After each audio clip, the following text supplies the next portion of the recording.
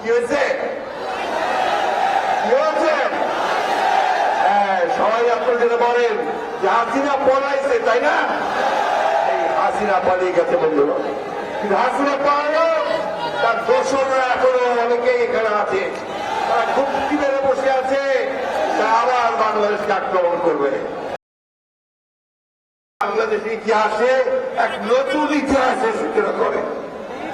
সেই ইতিহাস ছিল বাংলাদেশের গণতন্ত্রের ইতিহাস, সেই ইতিহাস ছিল বাংলাদেশে একটা আধুনিক রাষ্ট্রে পরিণত করবার ইতিহাস, সেই ইতিহাস ছিল বাংলাদেশের মানুষকে একটা স্বাতন্ত্র্য, একটা পরিচিতি দেওয়ার ইতিহাস। সেই থেকে শুরু বন্ধুগণ, আজ থেকে সেই 1975 সালের যে জাতীয়তাবাদের আন্দোলনের সূচনা হয়েছে শহীদ প্রেসিডেন্ট জিয়াউর রহমানের নেতৃত্বে, এবং পরবর্তীকালে যে শহীদ বেগম খালেদা জিয়াদের পতাকা তুলে ধরেছেন, এখন আবার সেই পতাকা তুলে ধরেছেন আমাদের আজকের নেতা জনাব তারেক রহমান। বাংলাদেশের অস্তিত্ব, বাংলাদেশের স্বাধীনতা, সার্বভৌমত্ব তার এই মানুষগুলোর সঙ্গে আমাদের নেতাদের সঙ্গে একাত্ম হয়ে গেছে বন্ধুগণ। আজকে 2024 সালে এই বছর আমরা আরেকটা উত্থান দেখেছি, ছাত্র জনতার উত্থান। দীর্ঘ 17 বছর আমরা সংগ্রাম করছি, লড়াই করেছি আওয়ামী ফ্যাসিবাদের বিরুদ্ধে। আমি সেই ইতিহাস বলতে চাই না, সেইটুকু বলতে চাই, এই 17 বছরে আওয়ামী লীগ পরিকল্পিতভাবে বাংলাদেশের সমস্ত রাজনৈতিক কাঠামো এবং অর্থনৈতিক কাঠামোকে ধ্বংস করে দিয়েছিল। তারা বাংলাদেশকে একটা লুটপাটের রাজত্বে মাফিয়া রাষ্ট্রে পরিণত করেছিল এবং শেখ হাসিনা তার দোষরদেরকে নিয়ে, তার সহকর্মীদের নিয়ে এই বাংলাদেশকে লুটপাট করে দিয়েছে বন্ধুগণ। আল্লাহর কাছে অশেষ রহমত, আল্লাহর কাছে অশেষ শুকরিয়া আদায় করি যে আমাদের এই আন্দোলন দীর্ঘ 17 বছরে আমাদের অনেক মানুষ সেদিন নিহত হয়েছে। এই 17 বছরে অনেক মানুষ তাদের খুন হয়ে গেছে, আমাদের অনেক নেতা কর্মীকে হত্যা করা হয়েছে, প্রায় 60 লক্ষ মানুষের বিরুদ্ধে মিথ্যা মামলা দেওয়া হয়েছে।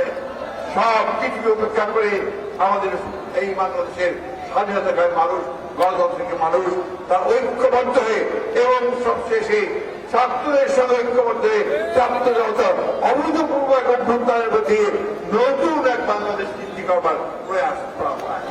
এবং এই অভ্যুত্থানে হাসিনা কি হয়েছে? কি হয়েছে? হ্যাঁ, সবাই আপনারা যেটা বলেন যে হাসিনা পলাইছে, তাই না? এই হাসিনা পালিয়ে গেছে বন্ধুরা, কিন্তু হাসিনা পালানো তার দোষররা এখনো অনেকেই এখানে আছে, তারা গুপ্তি মেরে বসে আছে, তারা আবার বাংলাদেশকে আক্রমণ করবে। এই জন্য আজকে এই 7ই আমাদের নভেম্বরের যে আমাদের র্যালি, এই র্যালির প্রধান আহ্বান হচ্ছে যে আমরা সবাই সচেতন থেকে দৃঢ়ভাবে জাতীয় ঐক্য সৃষ্টি করে আমরা যে কোনো প্রচেষ্টা যারা বাংলাদেশকে ধ্বংস করতে চায় তাকে আমরা নস্যাৎ করে দেবো, তাই না? আমরা নস্যাৎ করে দিতে পারবো তো? আমরা যে তোরা উদ্বুদ্ধ হয়ে সাহসে ভর করে যেভাবে অতীতে এগিয়ে গিয়েছিলাম, সামনেও আমাদের সামনে কোনো সংকট আসলে তাকে আমরা অবশ্যই মোকাবেলা করতে সম্ভব।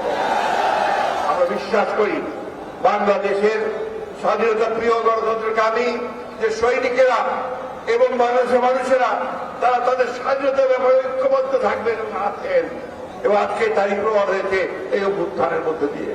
আসুন এখন আমাদের অতি প্রিয় নেতা, আমাদের তরুণ নেতা, যিনি আমাদের স্বপ্ন, যিনি আমাদের ভবিষ্যৎ, এক গণতান্ত্রিক বাংলাদেশের একটা স্বপ্ন আমাদের সামনে নিয়ে আসছেন। আমরা বিশ্বাস করি যে তিনি আমাদেরকে সেই স্বপ্নের জায়গায় নিয়ে যেতে সক্ষম হবেন।